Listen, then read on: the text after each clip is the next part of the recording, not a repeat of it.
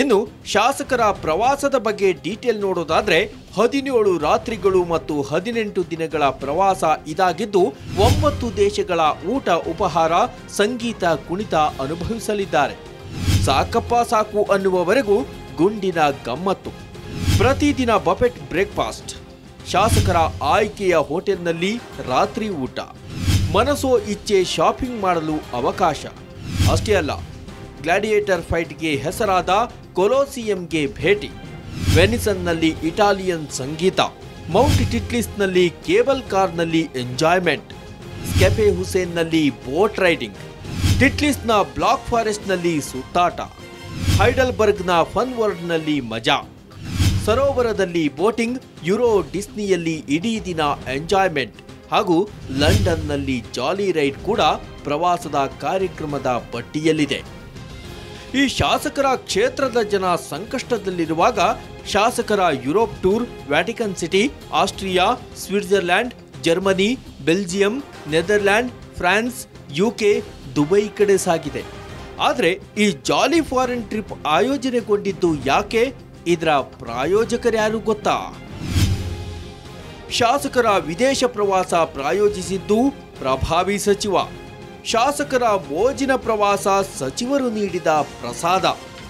ಅತೃಪ್ತ ಶಾಸಕರ ಓಲೈಸಲು ಆಯೋಜಿಸಿದ್ರು ವಿದೇಶ ಪ್ರವಾಸ. ನಿಗಮ ಮಂಡಳಿ ಸ್ಥಾನ ಕೊಡಲಾಗದ್ದಕ್ಕೆ ಪರಿಹಾರ ಪ್ರವಾಸ. ಶಾಸಕರ ವಿದೇಶ ಪ್ರವಾಸದ ಬಗ್ಗೆ ಸಿಎಂಗೆ ಗೊತ್ತಿತ್ತು. ಸಿಎಂ ಸೂಚನೆಯಂತೆ ಪ್ರವಾಸ ಆಯೋಜಿಸಿದ್ರು ಸಚಿವರು. ಜನ ಸಂಕಷ್ಟದಲ್ಲಿರುವಾಗ ಇದೆಂಥ ಓಲೈಕೆ ಮಹದೇವ! ಈ ಶಾಸಕರಿಗೆ ನಿಗಮ ಮಂಡಳಿ ಸ್ಥಾನ ಕೊಡಲು ಸಾಧ್ಯವಿಲ್ಲ, ಸಂಪುಟಕ್ಕೆ ಸೇರಿಸಿಕೊಳ್ಳಲಿಕ್ಕಂತೂ ಸಾಧ್ಯವೇ ಇಲ್ಲ ಎಂಬ ಕಾರಣಕ್ಕಾಗಿ ಸಚಿವರ ಓಲೈಕೆಗೆಂದೇ ಪ್ರಾಯೋಜಿತವಾದ ಫಾರಿನ್ ಟೂರ್ ಇದು. ಈ ಬಗ್ಗೆ ಸಚಿವರಿಗೆ ಕೇಳಿದ್ರೆ ಅವರು ತಮ್ಮ ಕಚೇರಿಯಲ್ಲೇ ಎಲ್ಲ ಪ್ಲಾನ್ ಆಯ್ತು, ತಮ್ಮ ಕಚೇರಿಗೆ ಬಂದು ಟ್ರಾವೆಲ್ಸ್ ಏಜೆಂಟ್ ಟೂರ್ ಬುಕ್ ಮಾಡಿಕೊಂಡು ಹೋದ್ರು. ಆದ್ರೆ ನಂಗೆ ಮಾತ್ರ ಇದರ ಬಗ್ಗೆ ಏನೇನೂ ಗೊತ್ತಿಲ್ಲಪ್ಪ ಅಂದ್ರು. ಇಲ್ಲ, ನಮ್ಮ ಚೇಂಬರಲ್ಲಿ ಅಂತ ಏನಿಲ್ಲ. ಇವರೇ ಶಾಸಕರುಗಳು ಅವರ ಖರ್ಚಿನಲ್ಲಿ ಅವರು ವಿದೇಶ ಪ್ರವಾಸ ಹೋಗಿದ್ದಾರೆ. ಅವ್ರು ಹೋಗೋದಕ್ಕೆ ಅವರು ಸರ್ವ ಸ್ವತಂತ್ರರಿದ್ದಾರೆ. ಅವರು ಹೋಗೋವಂಥ ಸಂದರ್ಭದಲ್ಲಿ ಅಲ್ಲಿ ಯಾರೋ ಟ್ರಾವೆಲ್ ಏಜೆಂಟ್ಗೋ ಇನ್ನೊಬ್ರಿಗೋ ಅಲ್ಲಿ ಬರೇಳಿ ಅವರ ಪಾಸ್ಪೋರ್ಟೋ ಇನ್ನೊಂದು ಒಟ್ಟಿಗೆ ಒಂದು 8 ಜನ ಅವರೆಲ್ಲ ಒಂದು ಗ್ರೂಪಾಗಿ ಫ್ಯಾಮಿಲೀಸ್ ಎಲ್ಲ ಹೋಗ್ತಾ ಇರುವಾಗ ಅಲ್ಲಿ ಅವರೇನಾದರೂ ಅದನ್ನು ಕಮ್ಯುನಿಕೇಟ್ ಮಾಡೋದಕ್ಕೆ ಯಾರು ಅಲ್ಲಿ ಬರೇಳಿ ಮಾಡ್ಕೊಂಡಿರ್ಬೋದು. ಬಟ್ ನಮ್ಮ ಸಮ್ಮುಖದಲ್ಲಿ ಚರ್ಚೆನೂ ಆಗಿಲ್ಲ ಮತ್ತು ನಾವೇನು ಅವ್ರಿಗೆ ಯಾವುದೇ ಸ್ಪಾನ್ಸರು ಮಾಡಿಲ್ಲ.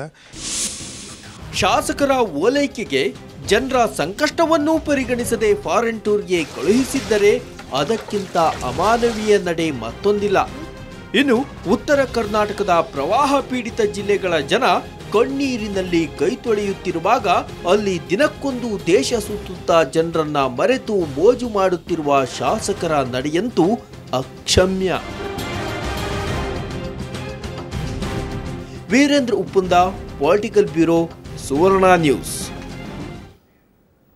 ಇನ್ನು ಇದೇ ವಿಚಾರವಾಗಿ ಸುವರ್ಣ ನ್ಯೂಸ್ ಮುಖ್ಯಮಂತ್ರಿಗಳಿಗೆ ಕೆಲ ಪ್ರಶ್ನೆಗಳನ್ನ ಇಡ್ತಾ ಇದೆ.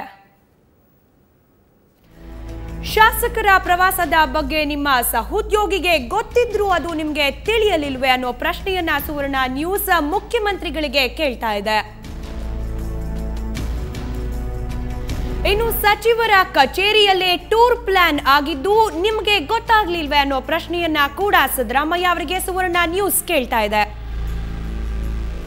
ಸಚಿವರ ಕಚೇರಿಯಲ್ಲೇ ಟೂರ್ ಪ್ಲಾನ್ ಆಗಿದ್ರೂ ಕೂಡ ಯಾಕೆ ತಡೆಯಲಿಲ್ಲ ಸಿದ್ದರಾಮಯ್ಯ ಅವರೇ? ನಿಗಮ ಮಂಡಳಿ ನೇಮಕ ಮಾಡದಿರುವುದಕ್ಕೆ ಪ್ರವಾಸದ ಪ್ಲಾನ್ ಆಯ್ತಾ?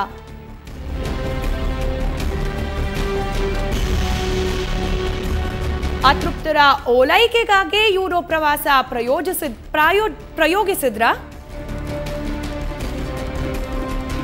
ಪ್ರವಾಹ ಪರಿಸ್ಥಿತಿ ಸಮಯದಲ್ಲಿ ಈ ರೀತಿ ಮಾಡೋದು ಎಷ್ಟು ಸರಿ ಅನ್ನೋ ಪ್ರಶ್ನೆಯನ್ನ ಕೂಡ ಸಿಎಂಗೆ ಸುವರ್ಣ ನ್ಯೂಸ್ ಕೇಳ್ತಾ ಇದೆ.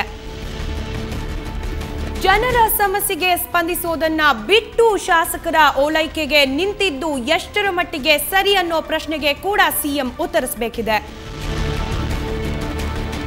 ಮುಖ್ಯಮಂತ್ರಿಗಳೇ, ಇದೆಲ್ಲ ನಿಮ್ಮ ಗಮನಕ್ಕೆ ಬಂದಿರಲೇ ಇಲ್ವೇ ಅನ್ನೋ ಪ್ರಶ್ನೆ ಸಹ ಇದೀಗ ಸುವರ್ಣ ನ್ಯೂಸ್ ಸಾರ್ವಜನಿಕರ ಪರವಾಗಿ ಮುಖ್ಯಮಂತ್ರಿಗೆ ಕೇಳ್ತಾ ಇದೆ. ಶಾಸಕರ ಪ್ರವಾಸದ ಬಗ್ಗೆ ಗೊತ್ತಿದ್ರೂ ಸುಮ್ಮನಿದ್ದದ್ದು ಏಕೆ ಸಿದ್ದರಾಮಯ್ಯ ಅವರು ಅನ್ನೋ ಪ್ರಶ್ನೆ ಕೂಡ ಇದೀಗ ಹುಟ್ತಾ ಇದೆ.